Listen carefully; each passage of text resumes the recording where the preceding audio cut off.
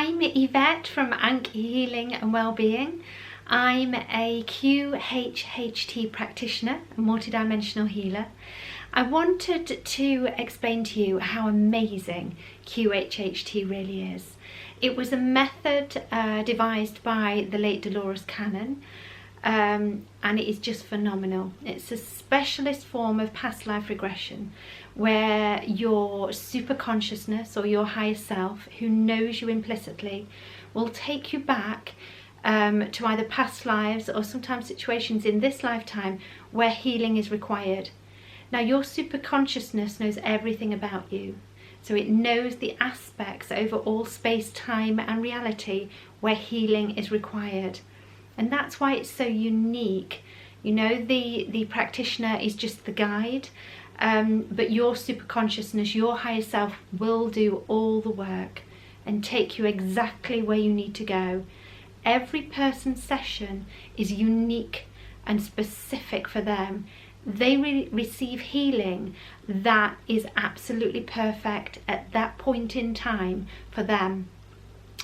Once we've gone back to past lives or events where information is important for this current lifetime, we are then able to ask permission to speak to the superconsciousness by just gently bringing them forward, and the person themselves will recede into the background, still there, but we're able to speak to the superconsciousness without that interference. And at this point we can ask any questions, pre-prepared questions that the client has brought with them. So I get many clients coming to me wanting to know what their path is in life, what their mission is in life. Should they be doing the job that they're currently doing because they're not feeling fulfilled? What should they be doing? Often there are health questions, so people may want to know why they have this constant back discomfort, why do they have this hip pain, and their superconsciousness is able to tell them what emotion has created that discomfort in the body, and more importantly give advice on how to relieve that, or in fact do the healing. Many times we will ask the superconsciousness if the lesson has been learned, if healing can be done, and they will do that. I've seen occasions where clients have literally been plucking things out of the ether, and I've asked superconsciousness, I'm quite inquisitive, what are you doing? And they'll say, we are taking the ancient geometric patterns or ancient symbols and downloading them into the light body. You know, this is coming from clients that have no esoteric knowledge at all.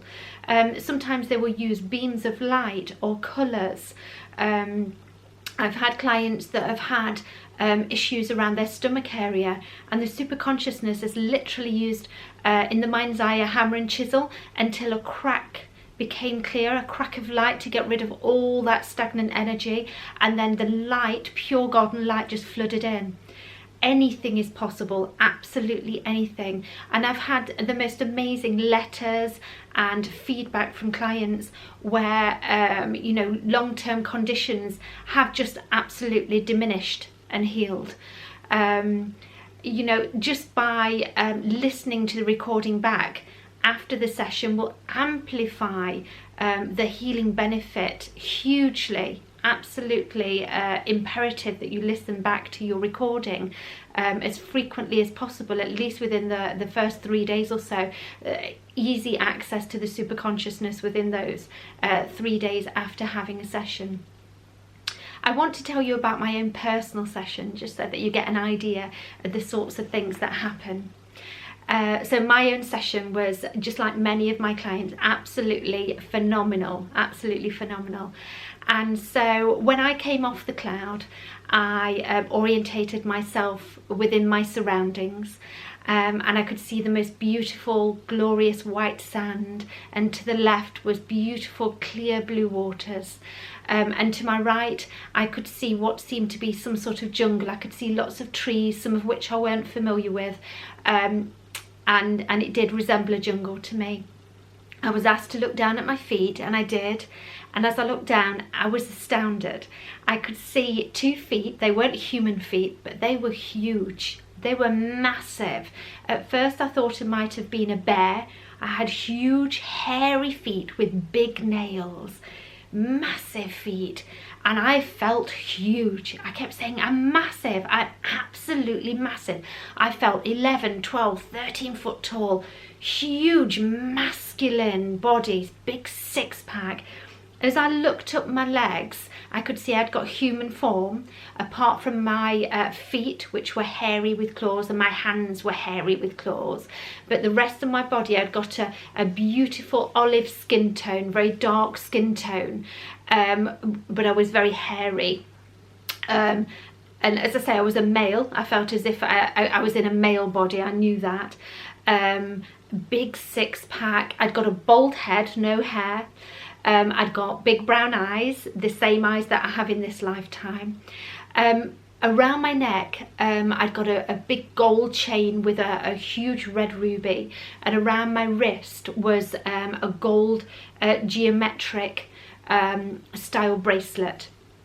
I had just a piece of leather around my waist, and what seemed to be across my body some sort of bag that I was carrying to collect things in. I was asked what I was collecting, and at first I didn't get that information, and it was quite frustrating because I knew I was looking for something but wasn't sure what it was I was actually looking for. I felt drawn to go towards the jungle, so I did. And in relation to the trees seemed quite small, although I felt round about 11, 12 foot tall. I was getting quite frustrated because I knew whatever it was I was looking for was quite small. And so as I bent down, I could see this creature, this insect, and in human terms it was quite big. And it resembled a cockroach, but just with big antennae, a little bit lighter brown than a cockroach. And I could see it wasn't scared of me, and I put my hand out and it just crawled up my arm and straight into my bag.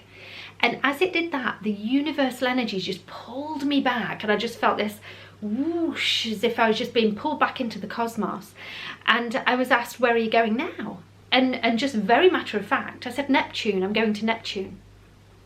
And the energies pulled me back, and as my energies were slowing down and coming onto the planet, I could see the most beautiful blue and white, almost crystalline planet. And as I landed onto the planet, my energy was stabilizing on the planet.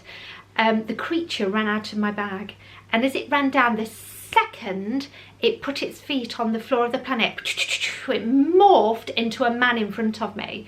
And this man, he looked about 4.5, 5 foot tall. He had oriental features, a bald head, and he had a high ponytail at the back and a robe. He looked very important, quite regal. And he gave me this beautiful crystal ball with gold filigree underneath, and I felt this was of great importance, and for me rescuing him, this was his gift to me. And I felt this had something to do with me time traveling and interdimensional traveling, and I knew that part of my role in that lifetime was to almost hang out in the cosmos, wait for the call from source or from wherever, just to say that a soul had been trapped on a certain planet or in a certain dimension, and I would go and bring them back excuse me, to their planet where they belong. So then I came out of that life and went straight into my next lifetime, and in this lifetime I was an enormous crystal, sort of 6, 7, 8 foot tall crystal, beautiful crystal, and within that crystalline energy I could hear the frequency of the crystal, very high pitched, beautiful frequency. And the crystal was quartz at the bottom, and as it went to the top, it was a beautiful, beautiful amethyst purple at the top. And as I was enjoying the energies of the crystal, I could very clearly see 7 galactic beings surrounding me. These were 7 grey beings with grey hair, with the oval black eyes, and they had robes on, very official looking. And I knew instantly that they were drawing energy from me, from the crystal. And I was asked if that was okay to do that. And absolutely, it felt like an agreement where they would give me certain information, and they would in return receive energy from the crystal for their home planet. And they told me their planet was Mars, and that the crystalline energy was needed for healing, for repairs on their planet. and so that was absolutely fine. They were giving me information, and they were taking energy from me, from this crystal. I then came out of the crystal and was a direct vertical, pure, brilliant white light, direct source, and then I was transmitting information. When I was asked what information was being transmitted, again, very matter of fact, it was emotions.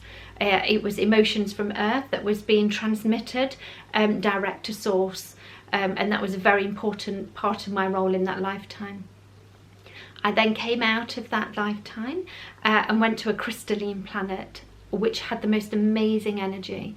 I walked around and just enjoyed the frequencies and the energies that surrounded me. I then was pulled back out into the cosmos, and I was seeing lots of geometric shapes. I could see golden structure of pyramids, and then I saw my nana, and I haven't physically seen my nana since she transitioned many years ago. Of course, I've sensed around me but never actually seen her, so it was wonderful to see her. My nana was showing me the dimensions, and I visualized, I saw the dimensions, and to me they looked like discs or flat planets, but they looked like discs. And my nan was telling me that I had access to the 9th, up to the 9th dimension, but she was showing me 11 dimensions. And then she started to laugh at me.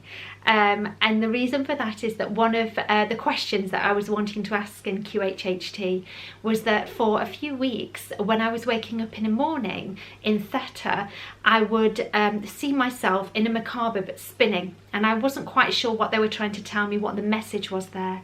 And she was laughing, saying that I thought that I needed the macabre for interdimensional travel because many years ago I had an out-of-body experience where I shot back into my body, and so I felt I didn't have control. But in actual fact, I don't need the macabre for interdimensional travel. I'm very capable of doing that without, but I've been using it because I feel that it's that protection, so I don't shoot straight back into my body. And so I had a chat with my nan about things, and then I felt my energy pull towards Earth. So I was being shown an Earth life. And as I was looking and coming into the body, I could see woodland and what seemed to be a track for horse and cart. And there was an old crone, an old lady that was walking on the grass verge to where the horse and cart path was. And this lady was, she'd got a hood up, a cape on, very dark and dirty clothes. I could see her and I was like, oh, she's not very pretty, she's not pretty. And I knew that was me, and I knew that I needed to be as inconspicuous as possible. I didn't want anybody to really look twice at me or be aware of my presence. I felt that I'd got lumps and bumps all over me.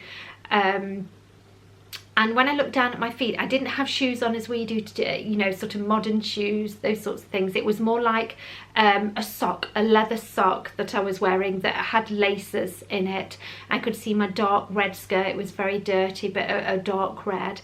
And I had a stick. And when I was asked to look at my hands were actually beautiful, sort of a 20-year-old's hands. They look really, really clean and soft. In hypnosis, I didn't analyze that at all. It was just, I was saying what I was seeing, which is absolutely perfect for doing a QHHT session. So I didn't analyze that until later. So I was then asked to move forward to the house where I lived in that lifetime, and I could see an abode that seemed to be carved out into the rock side, a very small dwelling. So as I opened the door, I could see a rabbit hopping about in the grass. And as I went through, there was a black cat, and I instantly recognised the black cat. I've had many black cats in this lifetime, but the black cat that I saw was my pumpkin that passed over a few years ago now. But it was nice to know that she'd been in different lifetimes with me. And as I entered this this home, oh, it just felt beautiful. It felt like home. I'd got herbs hung up and tinctures that were being made and potions, and I I just felt at peace. I felt at home in this environment. There was a wooden table in the middle of the room, a very small room. I got an area where I'd got some water. I was then asked to look at myself again, and I did, and I could see I was a very beautiful mid-20-year-old. I'd got long dark hair. I looked into my eyes, and my eyes were actually my nana, who I'd seen previously, her eyes. At which point I was given information that we were we were fractal energies of each other. We were part of the same soul, and that's why I'd got such a strong connection with that nana, which was wonderful. I was asked how I knew how to heal people, and I explained how my father had taught me the craft, and this information had been handed down. I was asked if I was a shapeshifter. Absolutely, yes, I was. There was no way I could go outside looking the way that I did. I had to hide who I truly was. That had to be so, because there would be repercussions if anybody found out that I was able to heal people, and that people were coming to me for help and advice. And in fact, I would never seek anybody, you know, I would never approach anybody thinking they needed to be healed. They would have to come to me. That was very important. I was then asked to move to another significant day and time in the lifetime of this witch. The witch actually, her name was Meredith, and I was in 1806 in France, which was very interesting to research afterwards.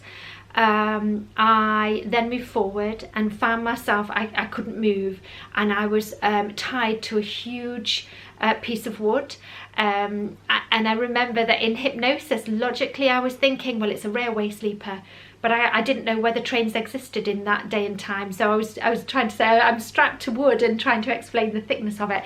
I got my hands behind my back, and I was tied to this post, and I could see bits of wood and other things below. There was another two ladies to my left that had also been rounded up as witches. I could see everybody in front of me, and as I looked out, I could see the faces looking back at me of the people that I'd helped. When you're in hypnosis, it's very different experiencing something. So, for example, if I was to see somebody be burnt to death, or obviously if I went through that myself, it would, in a third dimensional human perspective, it would be extremely traumatic. But actually, when you're in hypnosis, because your guide is specifically QHHT guide is trained to look at your body and listen to what you're saying, it's very easy for them to say, just step outside of the body and just observe. You don't have to feel anything or sense anything, just observe. That is a very, very different experience. And so I was able to step outside of the body. I could see that I breathed in the fumes, so I went very, very quickly. I was aware that the other two ladies seemed to be screaming. I couldn't hear it, but I know they were, you know, in pain with that, in discomfort. But that didn't affect me emotionally. That was just what happened in that time frame. That was it. I could look at things from a different perspective, and I could see that I helped many people, but that is just what happened, you know, back then. They did the best that they could. Even the people that I helped, they would not have been able to speak up for me. That wasn't done back then. Otherwise they would have had the same fate as I did. Absolutely. So once we'd gone back to the past lives, my superconsciousness had already started coming through, and I'd already started channeling them. So we were able to, my guide was able to ask questions of my superconsciousness, and of course I had questions about my career. As you all know, I'm a registered midwife, and you know, it was a very big leap for me to follow my heart, but it was something that I felt I needed to do, and to become a QHHT practitioner. And of course I've been an Angelic Reiki practitioner for 15 or 16 years now. And so we were able to speak to my superconsciousness and receive the answers there. I was told that my mission at this time, I'd come to help raise the frequency of the planet, but specifically to awaken the consciousness of people. And the way that I would do this is that my frequency is at a certain key. So it's wonderful that when I interact with people, I share that frequency and vibration with them, and that helps to awaken them to live in joy and to start to follow their path and to get on their mission as well while they're here on earth. I also ask questions about my spirit guides. Because I've been awake since birth, you know, I've been very, very aware that I've had different guides working with me throughout my lifetime, and so I wanted to ask who was working with me at the moment. I feel the beautiful energies. I have done for a very long time, but I haven't visually seen anything. And when we asked who my guide was, I was told that 9 light beings, nine beings of light, are working with me, and that I know who they are, and absolutely I do. Beautiful, beautiful energies that work with me. So that was amazing. There were lots of other personal questions that we asked, and experiences, quite unusual experiences that I've had over the years that I had clarification for why I was shown these things. So all in all, my session was just phenomenal. Of course, I remembered to listen to it, so that's important. I listened to it every day for a week, and so the healing is even more amplified. I can't recommend QHHT enough. If you feel like, you know, there's something missing, that you feel that you're not quite on the right path, that you'd like answers, you know, whether it's to do with relationships, work, your mission, whether it's experiences that you've had, it might be missing time, anything like that, QHHT may just be the session that you need to find the answers to. If I can help you at all, get in touch. I live in Nottinghamshire in the UK, and I would be more than honoured to be your guide in QHHT. It's really important that you pick a practitioner that you resonate with. So I would advise that you go to the QHHT official website, and on there it lists all the practitioners, and I'm sure that there is somebody in your area or somebody that you resonate with. But if you'd like any further information, don't hesitate to get in touch with me. I would absolutely love to share your stories, you know, find out what's been happening with your own personal QHHT sessions. I aim to be coming on YouTube once a week to share my sessions. I've been doing them for quite a while now, but just set up this channel, and I'm really, really excited to be sharing these experiences with you. Quite often my clients will give information that can help humanity. So I think that's really important to share that and get that out there. Until next time, thank you so much for allowing me to speak with you. Namaste.